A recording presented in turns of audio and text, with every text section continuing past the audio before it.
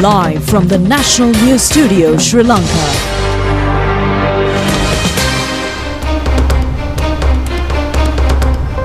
Hello there, good evening and a warm welcome to the 9 p.m. news of the most prestigious channel in Sri Lanka. Bringing you stories from across the globe and stories here at home, I'm Sonal Paranelithana. A very good evening indeed, I'm Sharifa Tahir. Let's take a look at the headlines. Remaining schools other than designated will recommence on the 16th of this month. Pending subjects of the advanced level examination will also start on the 12th of December. Heavy rains in a number of areas. People from several danger locations shifted to safety centers. Conducting relocations after proper supervision is the responsibility of one and all, emphasizes the President. A number of countries provide assistance to the affected people today as well. Sri Lankan President expressed his gratitude to the US President. An export income target of $20 billion during the next year. 30 injured in the Japan earthquake.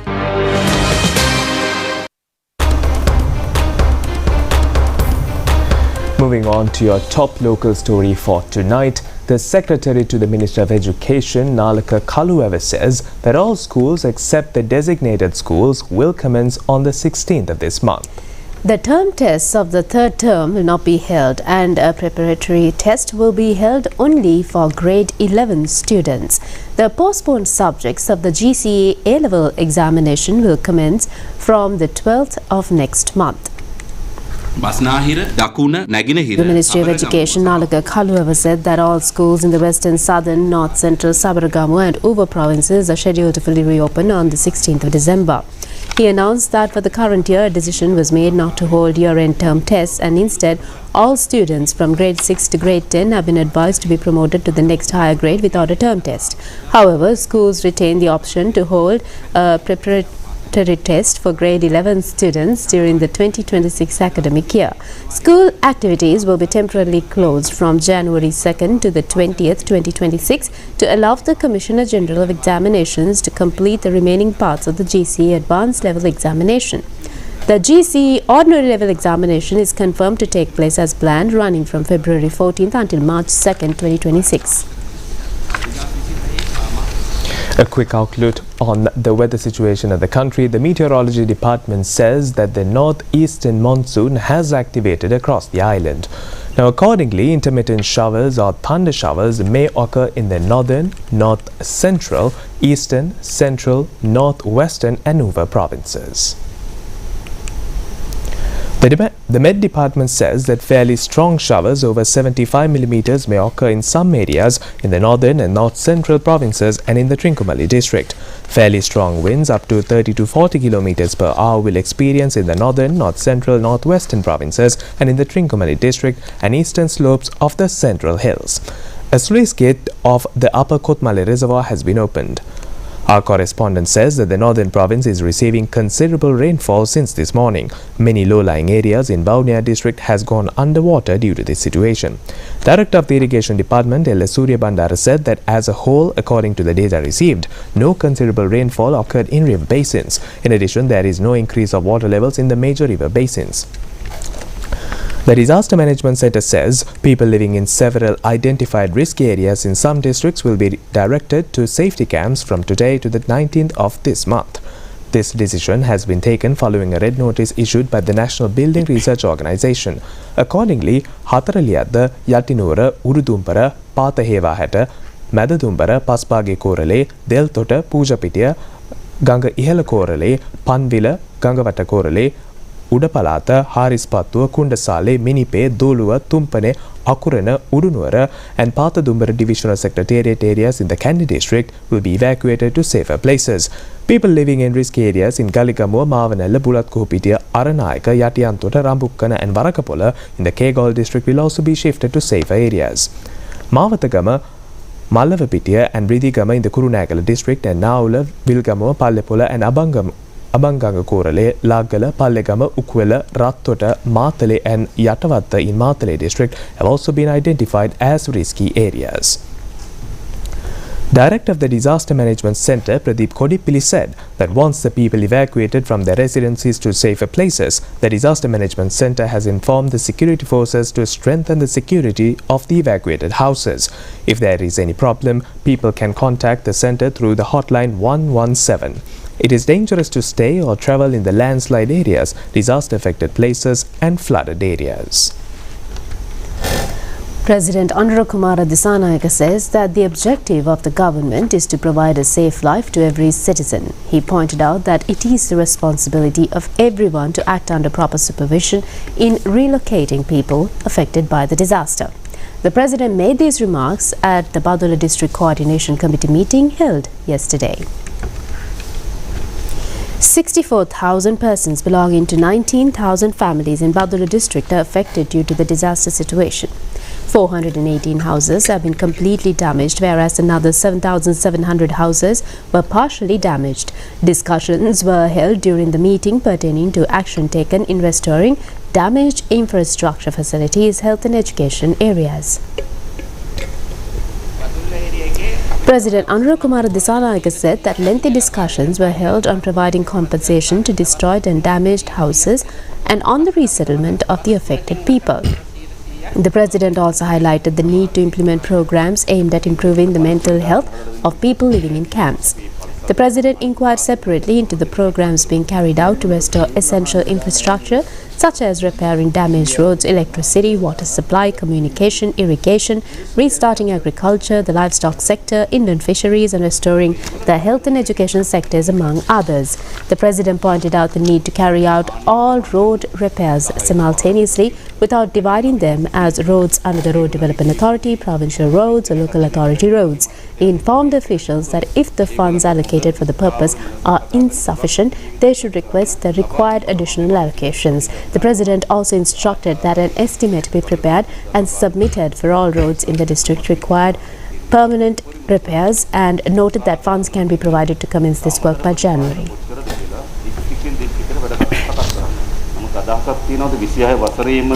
මේවා ස්ථීර විසඳුම් බවට පත් කරන්න පුළුවන් කියලා. 26 වසරේදී පුළුවන් sir. පළාත් පාලන ආයතන සතු මාර්ග 5424ක් තිබුණා. 1212ක් හම්බේ ව්‍යසනයෙන් හානියටපත් වුණා.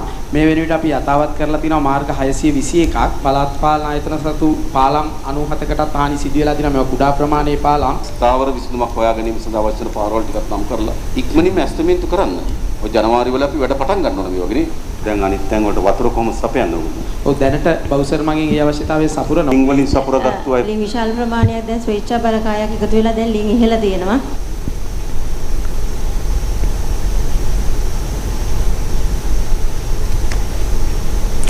The President visited the Senator Hall Safety Centre in Norelia, sheltering people affected due to the disaster and inquired about their welfare.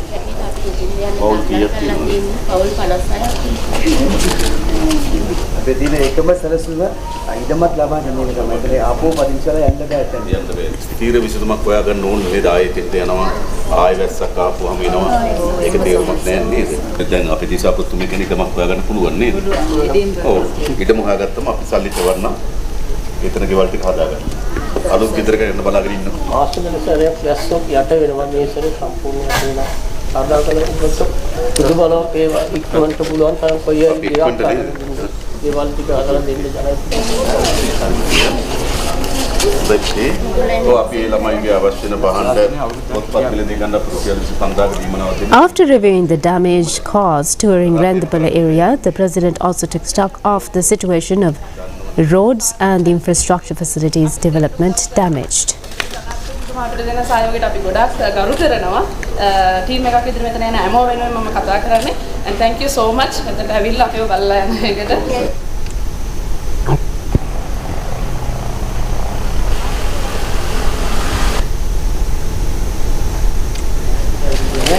කොහොම ගිහලා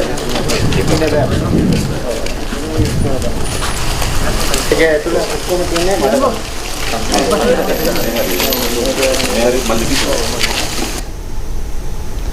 Moving on with more local stories, President Anurakkumara Dissanayake stated that Sri Lanka must service its national debt while simultaneously rebuilding from climate disasters. He made these remarks while speaking to US-based Newsweek news outlet recently. The president emphasized this dual burden as the reason why debt sustainability frameworks for climate-vulnerable countries need to be reformed. President Anura Kumara Dissanayake has said that Sri Lanka is facing a significant dual crisis where it must service debt while simultaneously rebuilding from climate disasters. He stated that after completing a historic debt restructuring process where $25 billion was restructured and $3 billion was forgiven, the country was immediately confronted with the massive damage from Cyclone Detour, which initial estimates suggest may be beyond any natural disaster the island has endured. The president emphasized that this situation is why debt sustainability frameworks for climate vulnerable countries must change. He further stated that the government cannot impose austerity on the over 20,000 people who lost their homes and is instead working within IMF program parameters to expand targeted cash transfers, subsidize essential medicine and invest in agricultural recovery and rebuilding essential infrastructure. He warned that Sri Lanka will be trapped if it does not act now to break the cycle where climate shocks destroy years of development progress. To help the country escape this, he said the government is urging international partners to help build climate-resilient infrastructure and diversify the economy away from climate-vulnerable sectors. Domestically, he stated that the government has launched a comprehensive review of its disaster management systems, leading to the creation of a National Disaster Management Authority to improve preparedness. He also noted that to attract foreign investment, the government is establishing a predictable investment environment by introducing a single window investment approval system and ensuring that new proposals meet clear criteria, including environmental standards. The president pointed out that the biggest challenge is proving that Sri Lanka remains resilient and viable, that it can offer young people a future worth staying in. Reconstruction of disaster-hit areas are being carried out these days. Members of the three armed forces and general public support these activities.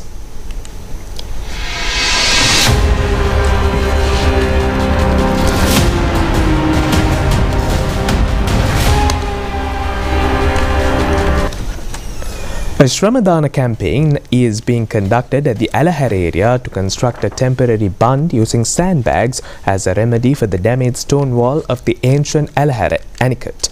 Members of the army and farming community of the area are engaging in the Shramadana campaign.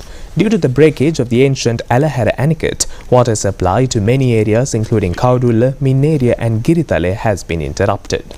Reconstruction of the drinking water project at the Putur village in Tamankadua Divisional Secretariat area in Polonnaruwa is being carried out these days. The project was collapsed due to overflow of Mahavali River. Access road to the Putur village has also been damaged. Water Supply and Drainage Board has mediated to this project with the labour contribution of the villagers. Renovation of maternity and children's clinic building at Manikampattiya in Kauduruwela is now underway. The NPP Councillors Forum of the Hingurakuda Pradeshiya Sabha has taken the leader for this project with the support of the people in the area. They also conduct cleaning and renovation programs of the damaged public places in the area. Sri Lanka Telecom is engaging in repairing the damaged telephone lines along the Nuwara Vadimadu Road at present. Members of the Sri Lanka Army extend their support for these activities. The Ambevela Rendapola road that was damaged due to landslides in the area is being reconstructed at present. Reconstruction of damaged roads in the Kagala district is now underway. Ministers Bimal Ratnayaka and Dr. Dhammika Pattabandi inspected the damaged roads recently. The ministers instructed the officials to carry out constructions according to the recommendations made by the officials of the National Building Research Organisation. Minister Bimal Ratnayaka says that all the SLTB bus services disrupted due to the floods and landslides will be resumed by the 31st of this month. The minister made these remarks during an observation visit to the flood-hit Chilor depot.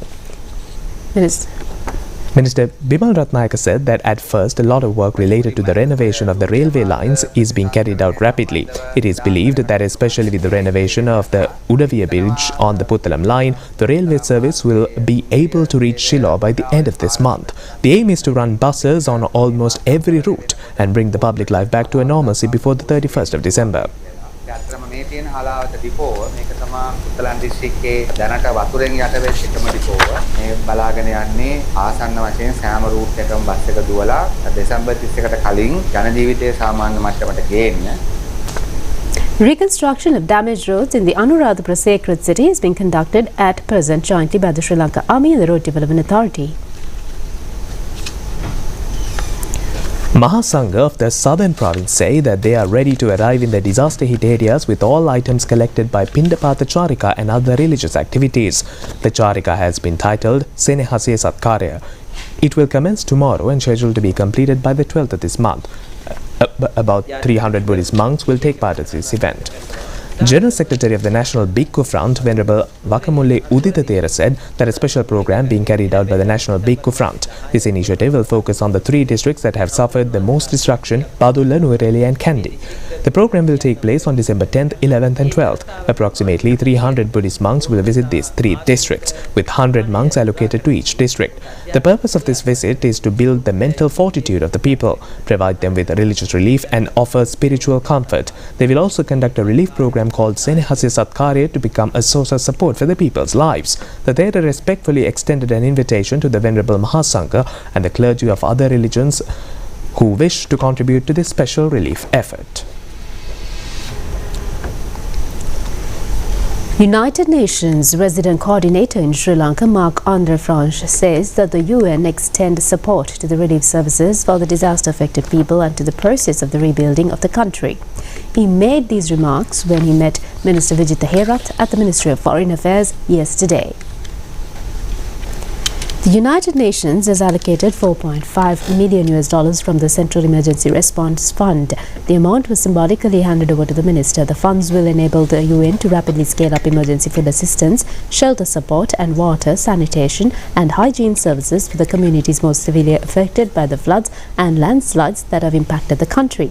A 5-member delegation of the Coordination Office of the UN Humanitarian Affairs have arrived in the island at present. United Nations Resident Coordinator Marc-André Franche said that the delegation hopes to act in collaboration with the Disaster Management Centre. Minister Vijitha Herath pointed out that continuous support of the international community is essential to rebuild the daily life of the affected people. United Nations Resident Coordinator said that measures will be taken to act cooperatively with the countries that grant aid to Sri Lanka through the UN offices in New York and Geneva in future.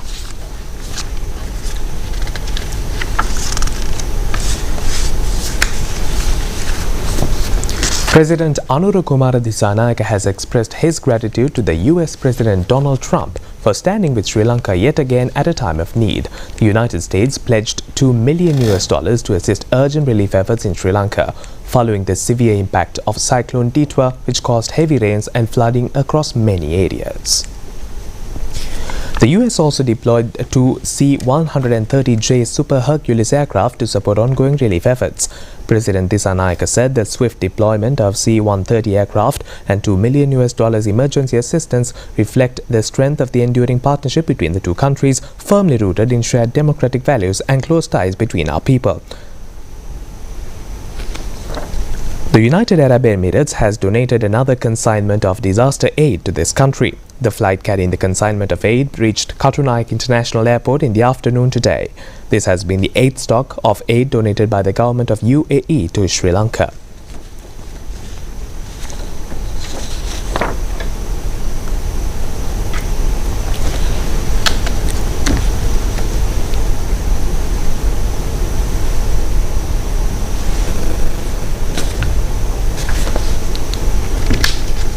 The consignment included 27 tons of aid. It has been mentioned that it also included 1,080 packages of food items sufficient for 14 days for a family of 8.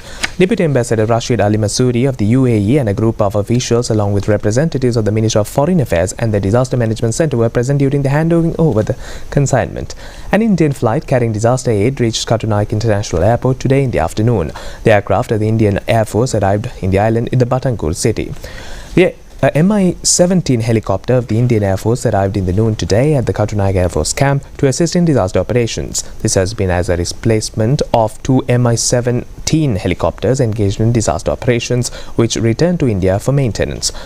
14 Air Force soldiers of India also arrived in the helicopter and will engage in relief operations along with the security sectors of this country. The relief program for the displaced persons due to floods is being continued.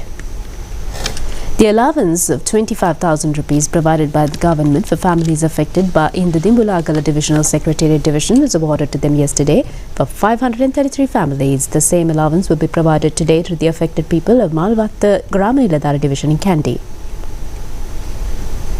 A sum of 150,000 rupees will be provided per hectare for damaged paddy cultivation due to floods in Kurunegala district. The consent application forms were handed over to the farming community yesterday. Around 12,729 hectares of paddy land have been destroyed.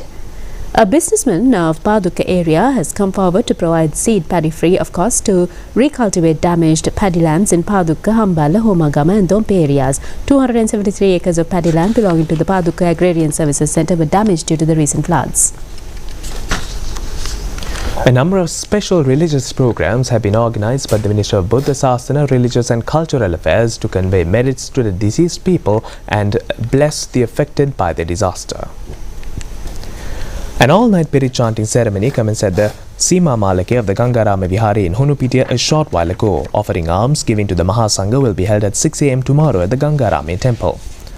Muslim religious observances were held at the Jummah Mosque in Vallavatta today under the patronage of Deputy Speaker Dr. Rizvi Salih. Hindu religious programs were held at the old Kadireshan Kovil in Bambalapitiya. Kurukkal Brahma Sri Sachittanandan conducted the religious observances.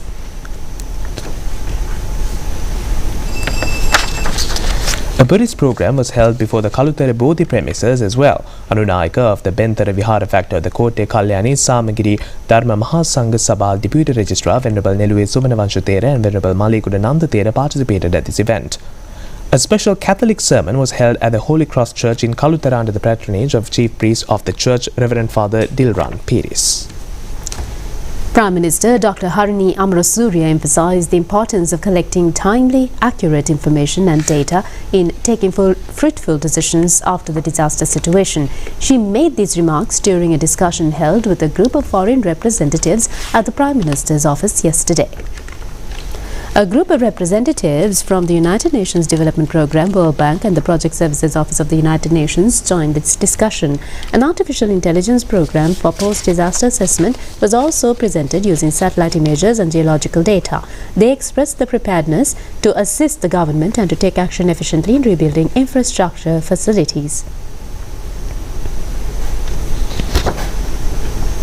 The Bandaranayaka Memorial National Foundation donated a sum of 250 million rupees to the government for the purpose of normalizing the country after the emergency disaster situation. The chairman of the foundation, former President Chandrika Bandaranayaka Kumaratunga and the board of directors handed over the consent check to Prime Minister Dr. Harini Amarasuriya. A cordial discussion was also held between the former President and the Prime Minister at the Prime Minister's office. According to the Department of Motor Traffic, information is being gathered regarding damaged vehicles due to disasters. Accordingly, after the 15th of December, special mobile service will be implemented on district basis. Assistant Commissioner of the Department of Motor Traffic, Ananda Banneheka, said that the Speaker emphasizes the importance of a vehicle owner securing and preserving the current condition of their vehicle. If an individual owns a relevant vehicle, it is crucial that they prepare and keep the vehicle safely in a location suitable for inspection. This includes ensuring the vehicle is maintained in its current state. The Speaker stresses the significance of this preparation, particularly when it comes to obtaining insurance coverage. Assistant Commissioner of the Department of Motor Traffic, Aruna Batikama, said that the Speaker notes that there are situations where individuals may possess a vehicle but the registration certificate is missing. Furthermore, there are individuals who possess neither the registration certificate nor the vehicle itself. When a registration certificate is lost, a process is initiated to issue a new registration certificate. During the re-registration process, it is imperative to confirm the identities of several key elements. This confirmation includes the identity of the owner, the identity of the vehicle, and the exact category of the type of vehicle. Confirming these details is essential to provide the necessary documentation or relief to the owner, he stressed. Commissioner General of Motor Traffic Kamal Amarasinghe has said that the public is requested that in situations like these, the first step should be to inform the local Grama Niladhari. Following this, the superintendent of police must be informed and a police complaint should be filed. The police complaint is essentially crucial for commencing an investigation. Information related to this can be obtained by calling the number 070718866. A special gazette notification has been issued until December 25th, granting a grace period for driving licenses that have been expired due to the disaster conditions. Furthermore, a system has been put in place to obtain a certified copy of a lost or misplaced driving license by meeting with officials at a branch office of the relevant department, he pointed out. Chairman of the Export Development Board, Mangala Vijayasinghe, says that an export income of more than $20 billion is expected next year.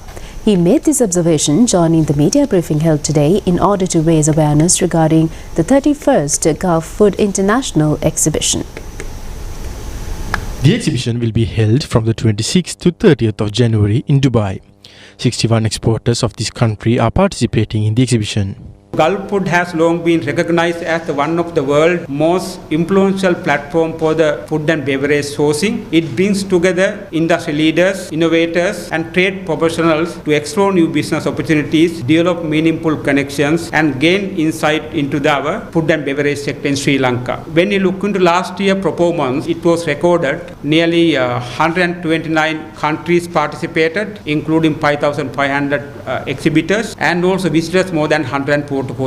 So according to the information, it was recorded more than 20 billion revenue within 5 days time period. So therefore we believe this exhibition is one of the key exhibitions our exporters can participate, because we have identified that global current requirement, basically world market size is nearly 6.7 to 8 trillion market for the food and beverage sector. So our industries, our food and beverage sector is one of the key sector we have identified and very much potential for future growth as well. The cremation ceremony of the late Anunayaka of the Sri Lanka Ramanya Mahanikaya, Venerable Galapitiyagama Vimaladhamma Thera, is scheduled to be held at 2 p.m. on Friday at the police grounds in Nikavarattiya. The Thera was 90 years of age at his demise. The Nayaka Thera was the chief incumbent of the Sri Palita Piriven Viharaya in Samadharapitiya, Nikavarattiya. The remains of the Thera are now lying at the Sri Palita Piriven Viharaya for public respect.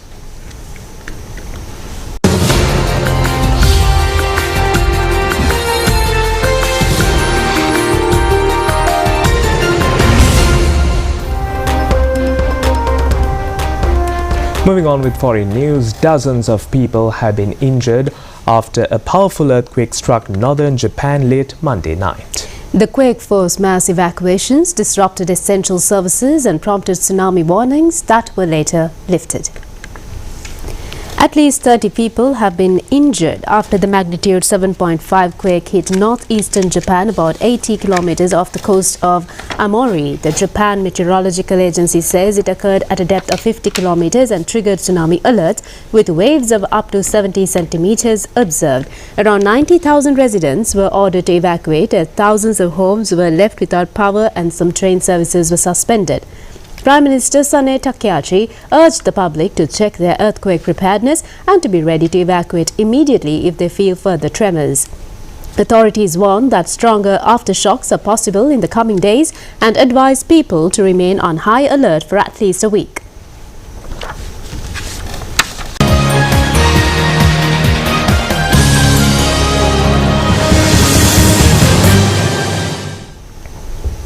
Taking a look at the sports news for tonight, the Sri Lanka squad taking part in the Under-19 Asian Youth Cup one-day cricket tournament was announced today.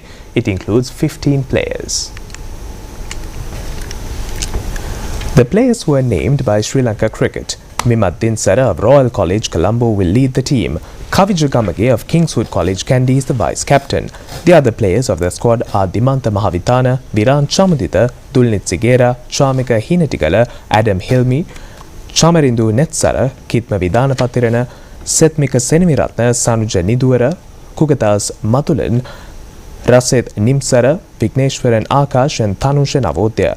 Teams from 8 countries participate in the tournament, which will commence on the 12th of this month in the United Arab Emirates. Sri Lanka team will be competing from the B team and will play their first match against Nepal on the 13th of this month.